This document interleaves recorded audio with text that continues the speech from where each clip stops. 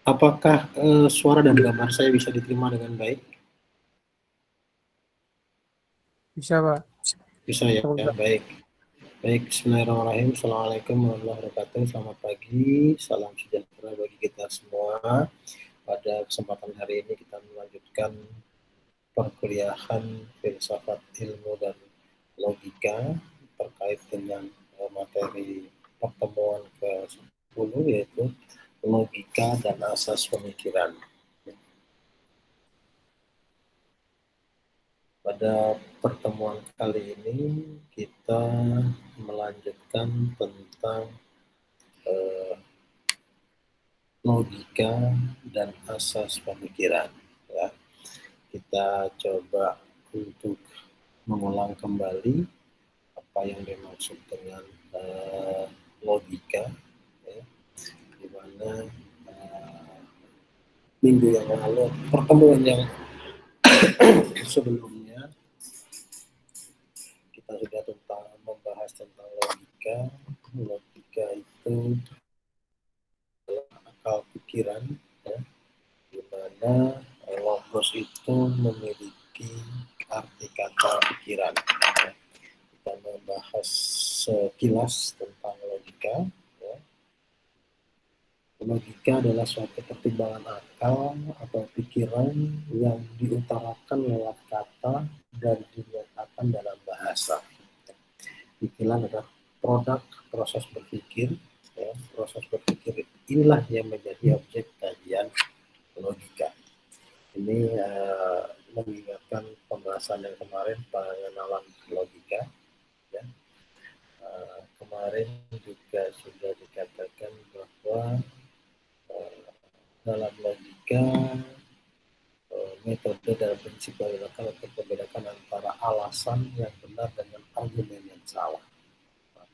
Jadi ada beberapa pernyataan yang bisa kita jadikan dasar pemikiran dalam logika. Logika adalah cabang filsafat yang mempelajari, menyusun dan mengembangkan serta membahas azas-azas aturan formal, prosedur serta kriteria yang sahih bagi penalaran demi mencapai kebenaran yang dapat dipertanggungjawabkan secara rasional. Ini menurut Bapak. Jadi kembali logika adalah bagian dari upaya manusia dalam mencari kebenaran, ya, mencari kebenaran secara rasional. Dalam upaya mencari kebenaran itu banyak sekali cara, banyak sekali metode-metode yang digunakan. Ini menurut Puspo Projo, logika adalah ilmu dan kecakapan menalar dan berpikir dengan logika adalah ilmu pengetahuan, ya, mengenai penalaran yang lurus. Ilmu ini menguraikan aturan-aturan serta cara-cara untuk mencapai kesimpulan setelah didahului oleh seperangkat premis.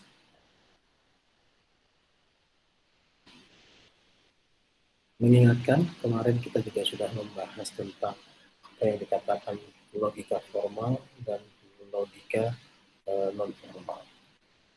Ada logika formal dan logika material, maaf, ya. Di sini dikatakan formal adalah logika yang bentuk penalaran yang mengkaji tentang benar dan salah secara lurus, dengan logika minor atau logika deduktif. Ya. Kemudian logika formal merupakan pengkajian tentang makna definisi secara formal, secara pengertian. Sementara ketika bicara logika materi adalah logika yang didapat dari proses realisasi atau wujud kondisi sebenarnya. Ini yang dikatakan sebagai dengan logika formal dan logika material. Nah, pada pertemuan kali ini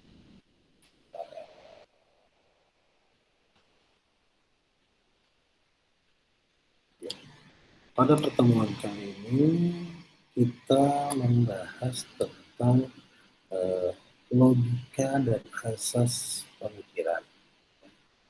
Jadi ketika tadi kita bicara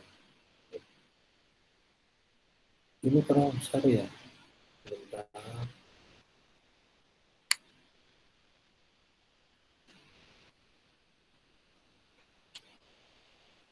Oke, kita langsung masuk ke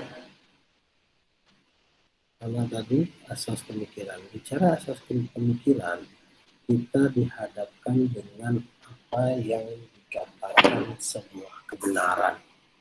Ya. Dalam pemikiran selalu berakhir pada klarifikasi antara tadi logika formal dengan logika material, di mana antara logika perbedaan pandangan antara logika formal dan material, di situ ada yang namanya sebuah kebenaran. Ya, kebenaran di sini dikatakan adalah kesesuaian antara pengetahuan dan objek. Ya, kalau saya katakan tadi logika formal adalah sebuah pengetahuan dan logika material atau sebuah objek, ini adalah pertemuan klarifikasi atau bisa dikatakan suatu pendapat atau perbuatan seseorang yang sesuai dengan ya, atau ditolak oleh orang lain dan tidak merugikan diri sendiri.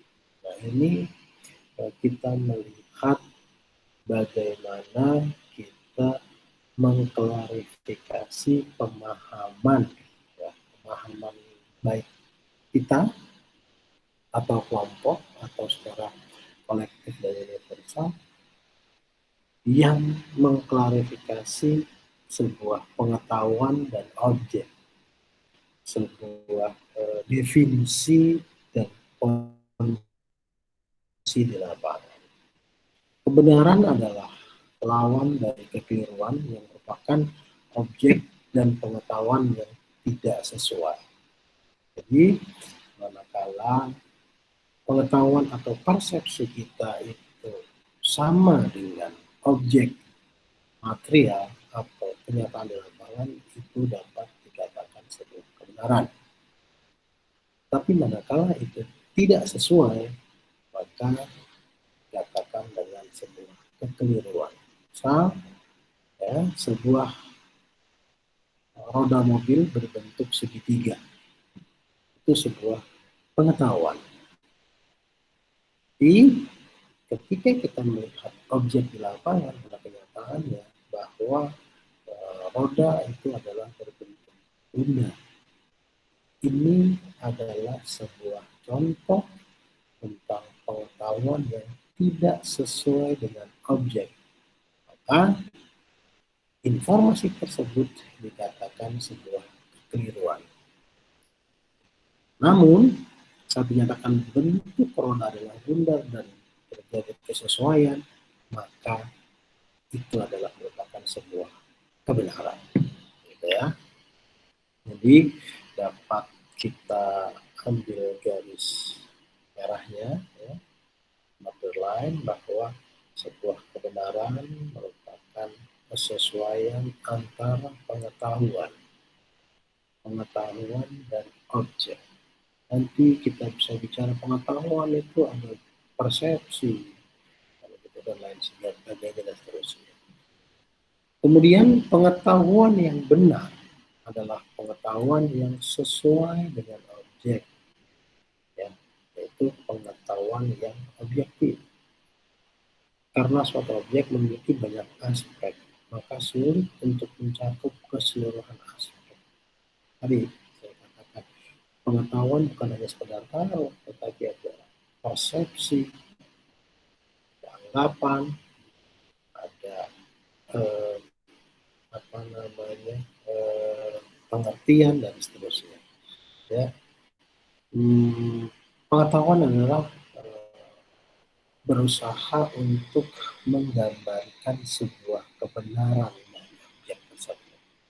Ya, pengetahuan itu adalah langkah awal kita memprediksikan dari sebuah kebenaran. Misal kita mencoba mengidentifikasi tingkat keganasan virus COVID-19. Nah, itu baru mencoba berupaya untuk mengungkap kebenaran melalui pengetahuan. Ya. Mengungkap objek di lapangan melalui pengetahuan. Manakala nanti hasil dari pengetahuan kita sesuai dengan objek kebenaran yang di lapangan, itu dikatakan sebuah kebenaran.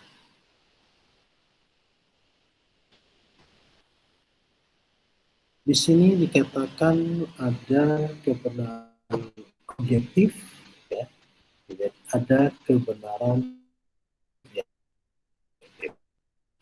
Berdasarkan definisi, kebenaran dapat dibedakan menjadi dua, yaitu kebenaran secara objektif dan secara subjektif. Yang dikatakan kebenaran objektif adalah sebuah kenyataan yang benar-benar terjadi dan telah teriyakini oleh semua orang. Yang pertama benar-benar terjadi, sudah terjadi, ya, dapat dibuktikan dan diyakini oleh semua orang sebagai sesuatu yang benar. Kebenaran ini bersifat pasti dan tidak dapat dipungkiri lagi.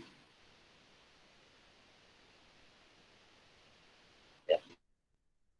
Empiris, kebenaran yang diperoleh berdasarkan pengamatan panca indera. Misal ada sebuah pernyataan yang mengatakan matahari terbit dari barat. Sebuah kenyataan matahari terbit dari barat itu benar objektif karena apa? Ya, kebenaran tersebut dapat dibuktikan secara empiris, dapat dirasakan oleh panca indera kita. Ini dikatakan kebenaran objektif, sangat mudah diidentifikasi. Karena apa? Untuk memperoleh data bahwa pernyataan itu benar hanya dengan menggunakan bantuan panca indera. Gitu. Dikatakan api itu panas. Itu adalah sebuah kebenaran objektif. Sementara kebenaran subjektif adalah kebenaran yang hanya diakui sebagai kebenaran oleh sebagian manusia saja. Mohon maaf, ini sekedar contoh. Ada beberapa keyakinan. Misal, ada yang mengaku sebagai Tuhan, ya, beberapa waktu yang lalu dikabarkan sudah tutup usia.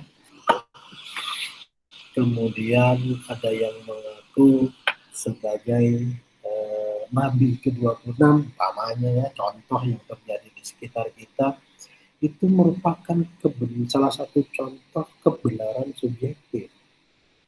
Kebenaran yang diakui oleh sebagian, oleh kelompok-kelompok tertentu, yang mungkin tidak bisa secara empiris dibuktikan.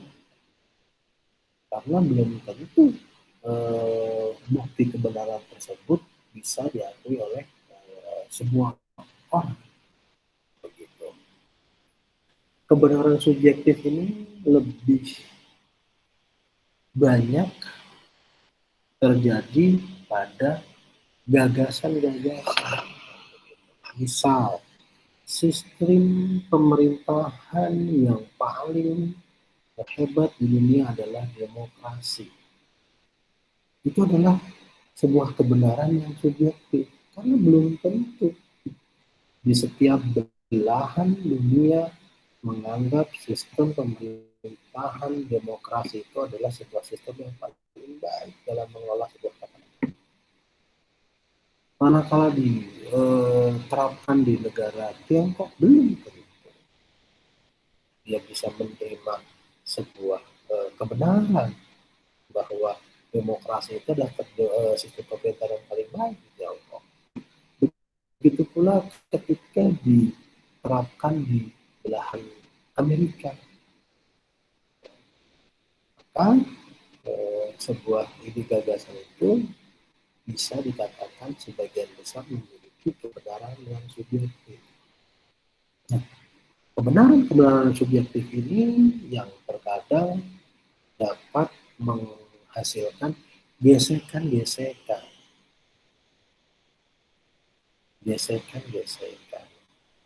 Karena dalam rangka mengklarifikasi antara pengetahuan dan objek di lapangan ini, setiap manusia memiliki kemampuan yang berbeda-beda. Itu berbicara yang subjektif. Sementara tadi yang objektif pun, kebenaran empiris setiap manusia berbeda-beda. Contoh, kita akan berdebat kusir manakala menyatakan di penentuan Hari Raya Idul Fitri atau penetapan kapan mulai puasa, sering sekali terjadi perbedaan pendapat. Semuanya memiliki kebenaran yang objektif.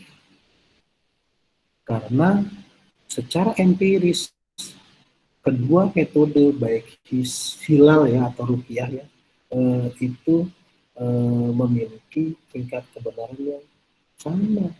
Di satu sisi menggunakan metode perhitungan tanggal, ya, yang bisa kita hitung setiap berapa puluh tahun bulan Ramadan atau Lebaran ke depan sudah kita bisa hitung. Dapat ditetapkan bahwa satu Syawal atau satu Ramadan bisa ditentukan perhitungan yang sama. Tetapi ada sekelompok orang yang meyakini tidak, kami tidak sepenuhnya meyakini hitungan itu kalau belum melihat hilal, belum melihat munculnya bintang, gitu, ufuk. Sehingga kedua metode ini sama-sama memiliki nilai kebenaran objektif. Kenapa terjadi perbedaan? Karena dalam rangka mencari kebenaran, tadi dikatakan logika.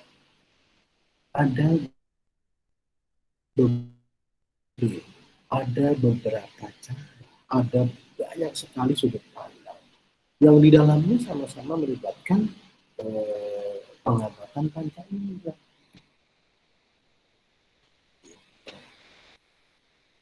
Dikatakan waktu imsak saja di ujung barat negara kita ya, di provinsi Aceh dan di Jakarta, antara Pulau Sumatera dengan Pulau Jawa, kebenaran buka puasa berbeda.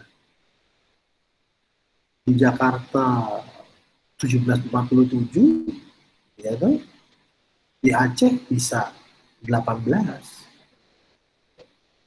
Nah, kita lihat metodenya, kita lihat secara makro. Jadi bukan hanya berbicara pengamatan empiris semata, tapi kita melihat. Maka kalau kita melihat panjangnya luas Indonesia dari ujung barat ke ujung timur merupakan 1/8 dari belahan dunia, dan kita meyakini bahwa dunia itu bulat bukan datar, gitu, maka berdasarkan hasil pengamatan panca indera berbeda-beda. Definisi kebenaran, imsaknya di Makassar akan berbeda dengan imsaknya di Jakarta, di Bali, dan seterusnya. Berbukanya itu berbeda. Maka diperlukan kita keluasan pengetahuan. bukan hanya kita berpegang teguh pada hasil empiris, karena dunia ini luas. Tadi katakan sebuah kita mempelajari filsafat dan ilmu logika itu bagaimana kita mengajarkan kepada mahasiswa untuk dapat berpikir secara makro, secara luas, begitu, ya, dalam rangka kita mengolah, menelaah dan mengidentifikasi setiap informasi. Kalau kita tidak melihat prinsip-prinsip kebenaran secara objektif dan subjektif, maka kita akan terpecah belah dengan pola pemahaman pengetahuan kita yang kecil-kecil. Baik, yang berikutnya kita melihat apa yang dikatakan asas pemikiran ini. Untuk memperoleh kebenaran harus mematuhi rambu-rambu dan berpikir. Rambu-rambu tersebut merupakan aturan pokok logika yang disebut dengan azas-azas pemikiran. Ya. Azas-azas pemikiran merupakan pengetahuan yang menunjukkan bagaimana kita dapat menarik sebuah kesimpulan.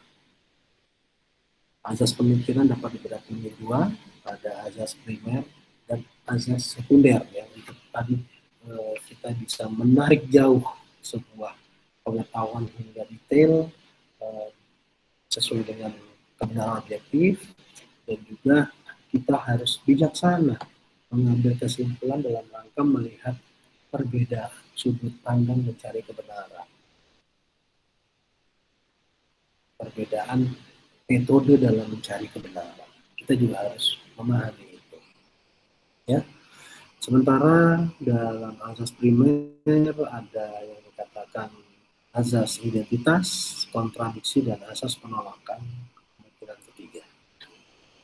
Nah, yang dikatakan azas identitas atau principium identitatis adalah dasar dari keseluruhan pemikiran dan bahkan menjadi azas pemikiran lain. Prinsip azas identitas ini menyatakan bahwa sesuatu adalah dia sendiri dan bukan lainnya. Ya, maksudnya, jika kita mengakui bahwa sesuatu itu Z, maka ia adalah Z, bukan A, B, C, atau E. Rumusan dari azas identitas ini adalah bila proposisi itu benar, maka benar.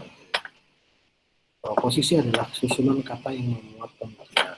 Jadi, saya katakan tadi, azas identitas adalah merupakan azas pemikiran yang benar-benar mencirikan bahwa itu tidak tergantikan. Contoh, saya katakan tadi, posisi matahari selalu terbit dari timur dan tenggelam di barat. Itu merupakan azas identitas. Karena tidak sampai saat ini belum ada kekuatan manapun yang bisa menggugurkan kebenaran itu. Maka dikatakan matahari memiliki pola terbit dari timur ke barat. Itu merupakan suatu kebenaran bahwa matahari itu memiliki rotasi dari timur ke barat. Ya. Contoh lain misalkan api itu panas. Ketika memiliki nilai kebenaran yang hakiki dan sampai detik ini belum dapat terbantahkan oleh kekuatan lain, oleh nyata lain yang mengatakan api itu panas. Kan sebagai asas identitas mutlak, api itu panas. Ya, ini sebuah yang dikatakan berdasarkan tadi empiris, data empiris. Ya. Kemudian ada yang dikatakan azas kontradiksi. Asas yang kedua adalah asas kontradiksi, atau penyebutan dalam bahasa lainnya adalah principium contradictoris. Ya.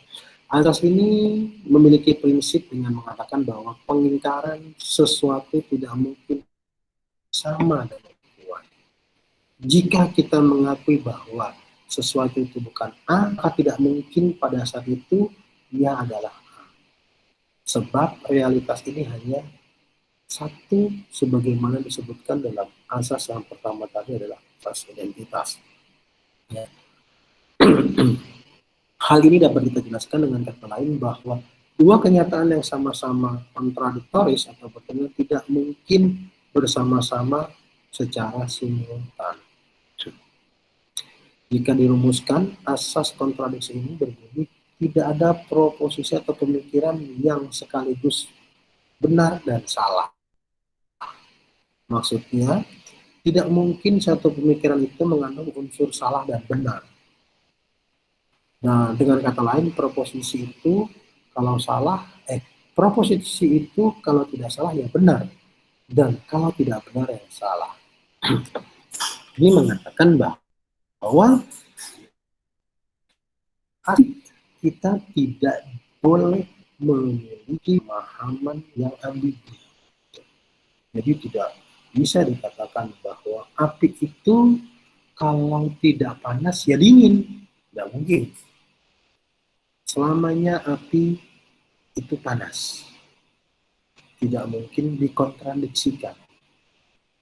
Matahari itu kalau tidak terbit dari timur, ya dari barat. Sebuah teori atau asas kebenaran dari sisi definisi kontradiksi ini tidak mengakui adanya pengakuan ganda, kontradiksi. Ya, jadi tadi dikatakan bahwa api kalau tidak panas ya dingin, tidak mungkin, itu tidak benar, itu tidak memiliki asas kontradiksi. Ya, yang berikutnya asas penolakan kemungkinan ketiga. Dikatakan asas penolakan kemungkinan ketiga merupakan pengakuan dan pengingkaran kebenaran yang terletak pada salah satunya. Ini bicara kemungkinan. Nah, pengakuan dan pengingkaran merupakan pertentangan mutlak. Karena itu, di samping tidak mungkin benar keduanya, juga tidak mungkin salah. Jadi memiliki probabilitas 50%, 50%. Ya. Kalau tidak mungkin benar, berarti tidak mungkin salah. Muncul sebuah pertanyaan, mengapa tidak mungkin salah keduanya?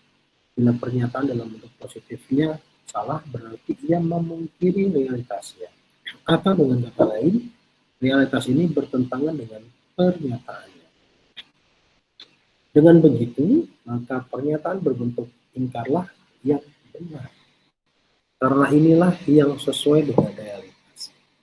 Juga sebaliknya, jika pernyataan ingkar salah, berarti ia mengingkari realitasnya. Maka pernyataan positif yang benar. Karena sesuai dengan realitasnya. Ya. Pernyataan kontradiktoris kebenaran terdapat pada salah satunya, tidak memerlukan kemungkinan tiga. Berbeda dengan pernyataan tadi ya, kontradiktif. Ya. Jika kita merumuskan asas ini, maka akan berbunyi semua proposisi atau pemikiran selalu dalam keadaan benar dan salah. Ya, jadi asas kemungkinan ketiga itu adalah prinsip kebenaran yang sama-sama memiliki kebenaran mutlak yang 50%, 50%. Artinya 50% ini separuh merupakan kemungkinan kebenaran, separuhnya adalah kemungkinan kesalahan. Contoh, kalau kita berbicara kesuksesan, setiap manusia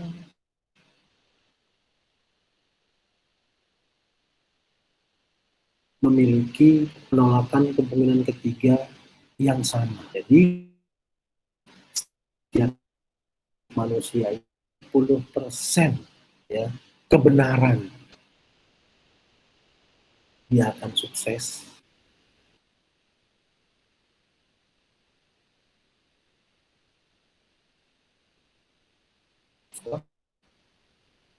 Kita untuk sukses memiliki kebenaran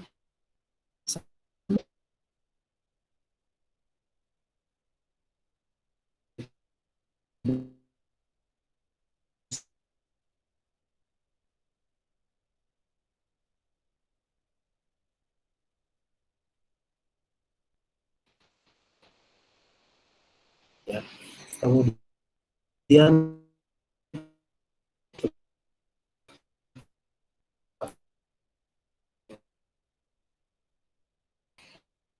kebenaran ini, asas kebenaran kemungkinan ketiga ini bisa manakala untuk menghindari kesalahan pikir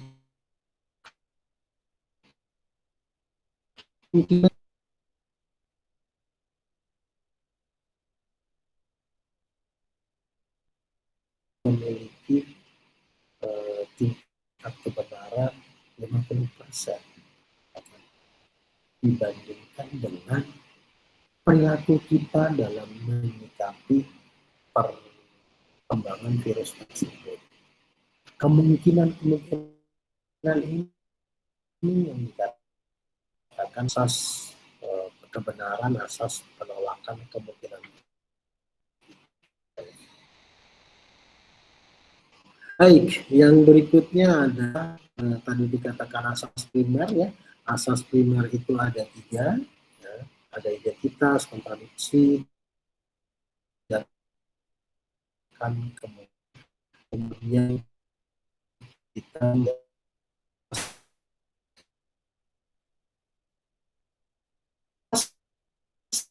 ini merupakan turun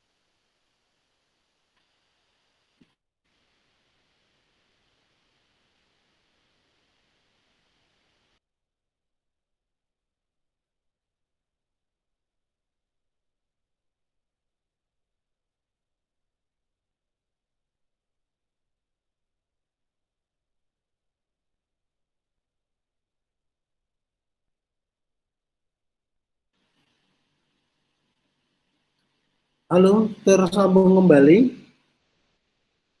Iya, Pak. Tadi ada flag. Ya, sebentar. Ini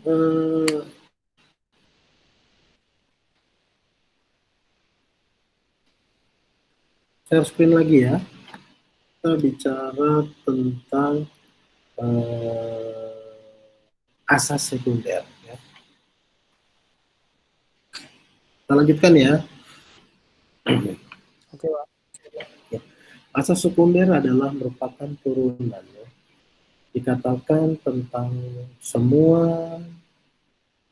apa yang secara universal diterapkan oleh seluruh lingkungan dan diterapkan pada seluruh lingkungan suatu pengertian. Ya. Juga boleh diterapkan pada sebuah bawahan. Jadi asas sekunder ini bisa saya katakan merupakan indikator tambahan kita dalam mencari sebuah kebenaran. Ini indikator ini setiap individu, setiap orang memiliki indikator yang berbeda-beda ya, dipengaruhi oleh pengalaman dan pengetahuan serta mungkin bahkan keyakinan. Contoh, pada asas sekunder ya, kambing adalah mamalia. Setiap mamalia memiliki hati. Oleh karena itu, semua kambing memiliki hati. Maka, bisa dikatakan juga kita bisa memperlakukan kambing itu sama seperti memperlakukan manusia. Karena antara kambing dan manusia memiliki hati. Kebenaran sekunder ini maknanya lebih ke individualistik ya. Bagaimana makna hati ini bisa kita generalisasikan bahwa kambing pun memiliki hati seperti manusia, maka harus kita perlakukan seperti layaknya seorang manusia. Itu salah satu kebenaran sekunder ya, principium dictum de omni, dikatakan tentang semuanya benar, semuanya sama.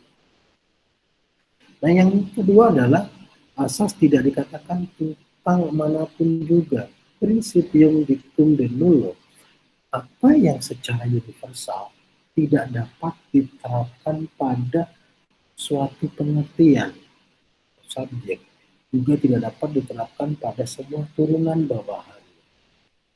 Ya. Contoh, kambing adalah binatang mamalia. Kambing tidak memiliki insang. Oleh karena itu, mamalia tidak memiliki insang. Oleh karena itu, kambing tidak memiliki insang. Nah, ini adalah sebuah asas sekunder yang tidak dikatakan dan apa yang secara universal tidak dapat diterapkan pada satu pengertian tersebut. Malah kalau dikatakan kambing adalah mamalia dan mamalia tidak memiliki insang, setiap orang memiliki pengetahuan tentang binatang mamalia itu yang seperti apa. Apakah kambing ini termasuk bagian dari mamalia? Dan apakah mamalia ini bisa hidup di darat atau hanya di laut? Nah, untuk mengetahui kebenaran itu, maka kalau kita melihat dua pengertian ini, ya, ketika kambing adalah mamalia dan mamalia tidak memiliki insang, kesimpulannya adalah kambing tidak memiliki insang. Karena kambing dianggap sebagai binatang mamalia yang tidak memiliki insang. Nah, ini merupakan pengetahuan asas-asas pengetahuan sekunder yang menjadi turunan, ya, baik dari principium dictum de omni atau principium dictum de nullo, itu dipengaruhi oleh tingkat pengetahuan, tingkat pemahaman, dan tingkat keyakinan. Contoh, ini sebuah contoh ya, jangan dijadikan sesuatu yang sangat besar-besarkan. Misalkan ketika pemahaman tentang negara Islam, gitu ya, ada beberapa yang mengatakan bahwa mayoritas masyarakat Indonesia adalah Muslim. Mayoritas masyarakat Muslim harus memiliki sistem tata negara dan hukum sejarah Islam. Maka Indonesia harus berdasarkan tata negara dan hukum Islam. Gitu. Itu manakala bicara asas sekunder, setiap orang, tidak semuanya yang Muslim dan Islam itu memiliki tingkat pemahaman, kemudian pengetahuan, bahkan keyakinan dalam penyelenggaraan kenegaraan kita harus berdasarkan hukum Islam. Karena apa? Ada beberapa orang yang mengatakan kita harus sesuai dengan Mekah atau di Arab Saudi. Tidak. Karena di Indonesia itu terdiri dari berbagai macam kebudayaan. Islam itu masuk sebagai keyakinan. Yang keyakinan itu berkolaborasi dengan pengetahuan setempat, kepercayaan setempat, dan pengetahuan setempat itu menimbulkan atau menghasilkan sebuah pemahaman baru dan kebenaran baru dalam menyikapi ajaran-ajaran. Dan dari Sabang sampai Merauke memiliki tingkat persepsi pemahaman yang berbeda. Dalam apa? Dalam mencari kebenaran. Pengetahuan dia tentang sebuah agama dan objek di lapangan ada yang bersifat kebenaran objektif, ada yang subjektif. Subjektif, oke. Kalau kita bicara subjektif, pengetahuan kita harus sama. Loh, kebudayaan kita yang ada di pantai, pesisir, manakala kita harus menerima kebenaran subjektif bahwa harus menutup aurat atau harus menggunakan pakaian sesuai dengan syar'i di negara Arab sana. Apakah iya saudara-saudara kita yang berada di daerah Cianjur atau yang berada di daerah pesisir, dia bercocok tanam, memanjat kelapa menggunakan jubah? Nah, ketika bicara objektifnya, tidak semua kebenaran itu baru bicara tadi kebenaran objektif dan subjektif. Manakala kita ditinjau lagi lebih detail, identitas ya, dan seterusnya sampai kepada sekundernya, maka nilai kebenaran itu akan menjadi semakin spesifik sesuai dengan apa yang dimiliki oleh manusia itu sendiri. Tingkat pengetahuan atau tingkat kekhusyuan ibadah. Ada yang mungkin beribadah hanya sekadar dia menggugurkan kewajiban. Ada yang dia betul-betul berserah diri pada ibadah. Itu kan dipengaruhi oleh pengetahuan, pengalaman, keyakinan.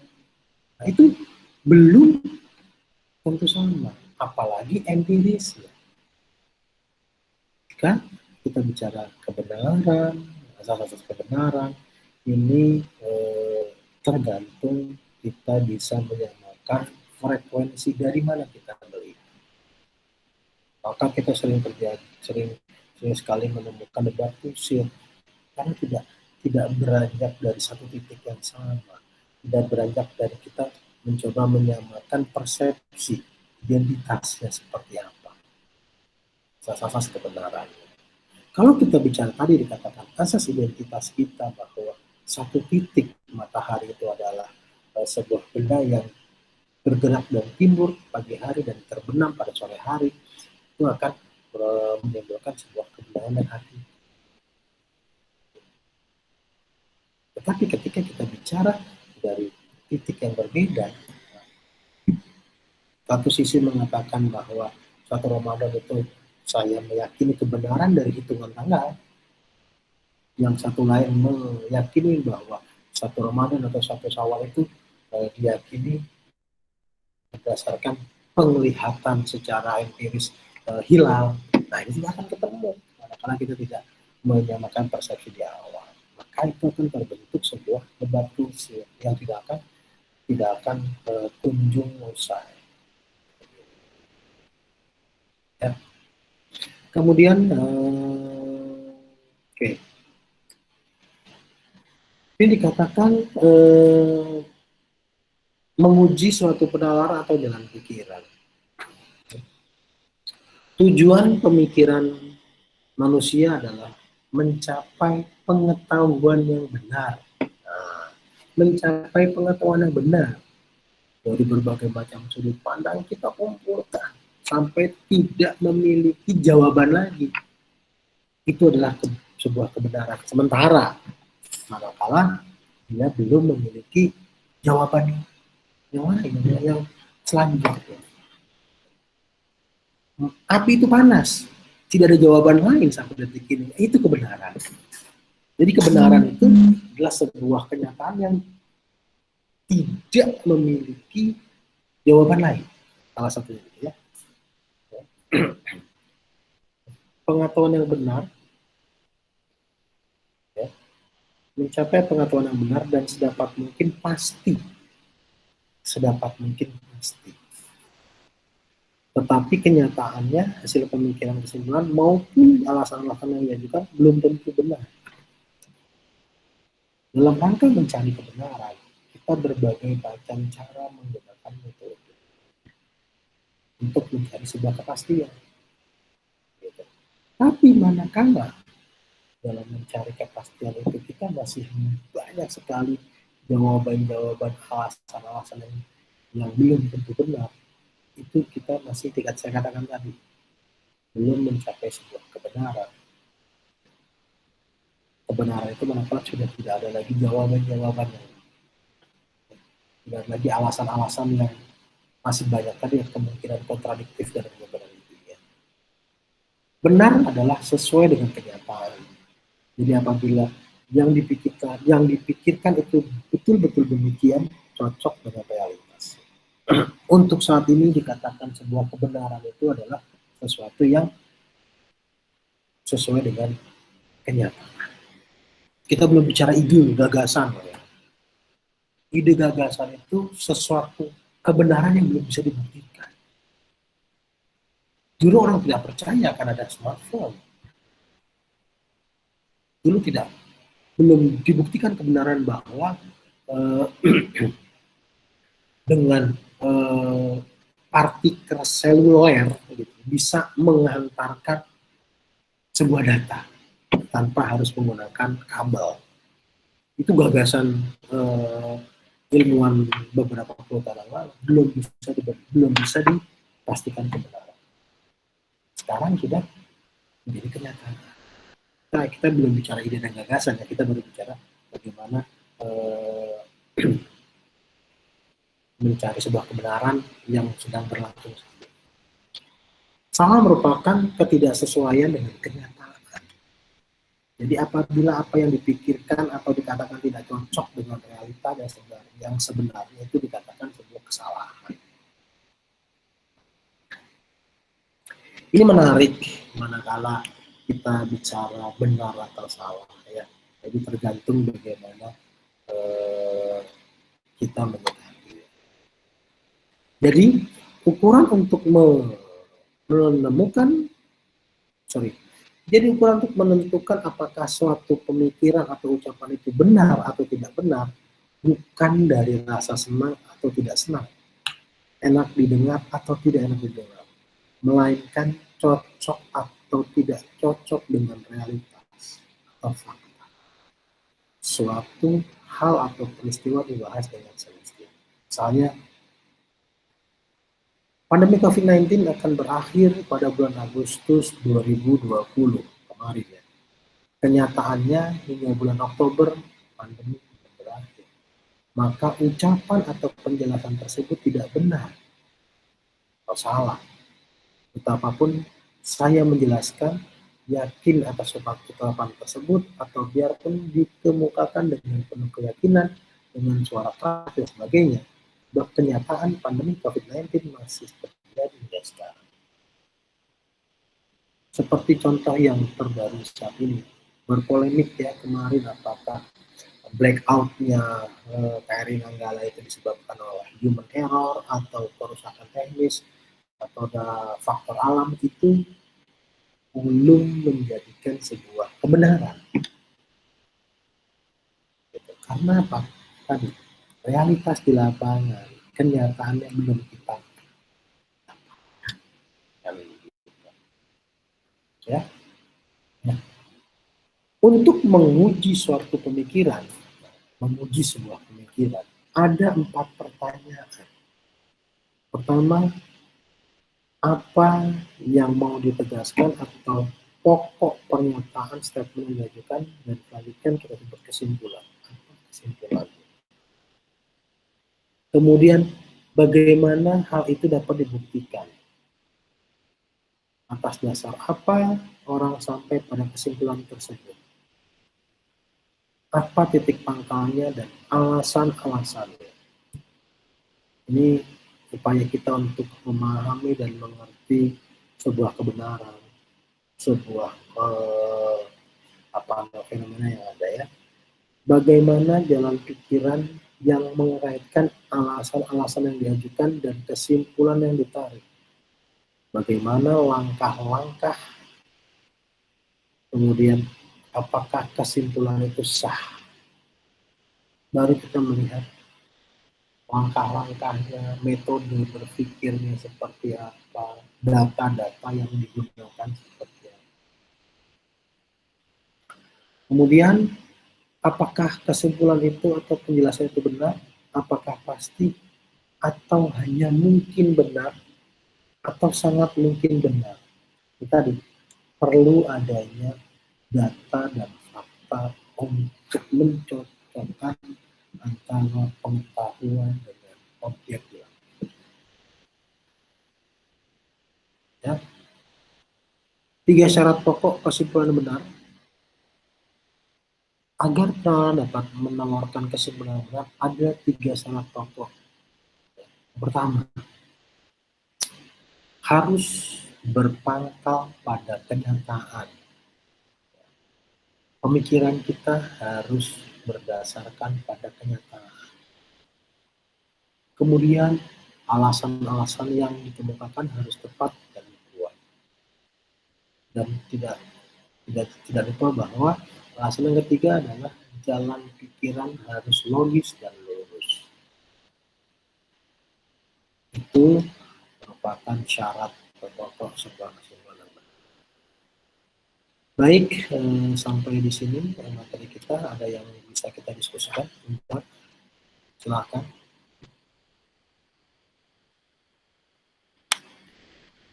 Halo. Izin bertanya, Pak. Iya. Kan tadi dalam. Iya, saya mau teman-teman yang lain kita bisa on cam karena sudah tidak slide share saya.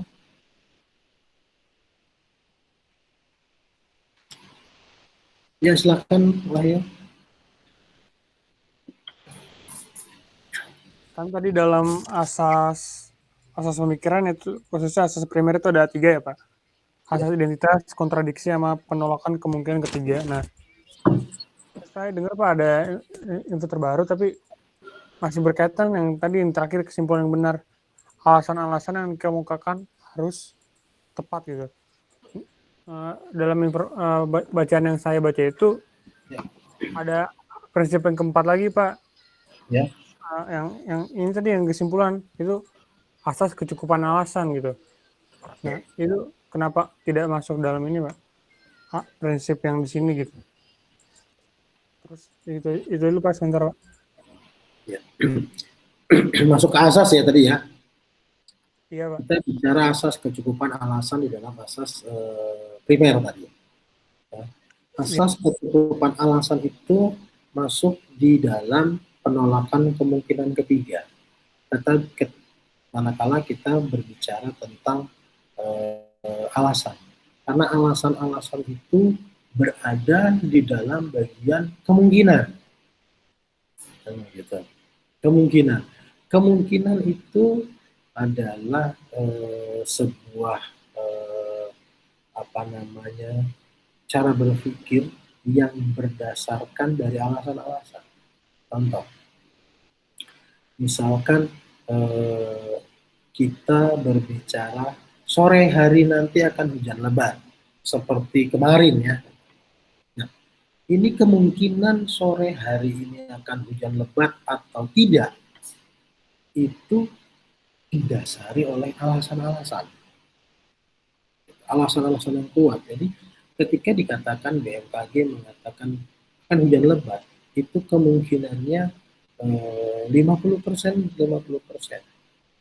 kemungkinan alam. akan bertambah manakala didukung dengan data dan fakta dan alasan, ya kan? Mengapa dikatakan nanti sore akan hujan lebat? Ada data pergerakan angin. Ada dua alasan itu yang menguatkan kesimpulan bahwa hujan akan turun lebat pada sore hari, gitu loh. Nah, menimbulkan apa? Hujan lebat akan menimbulkan kawasan-kawasan daerah Jakarta terendam banjir, gitu. Karena ada alasan dengan curah hujan, ya mungkin alasannya kita memasuki musim hujan, atau ada alasan badai tropis apa kan gitu kan, atau ketika kita bicara kemungkinan Jakarta akan banjir, kita bisa melihat oh iya alasan sekunder ya dari yang di luar konteks, sistem drainase di ibu kota yang kurang baik itu juga menjadikan sebuah alasan yang akan menghasilkan kemungkinan ketiga tadi.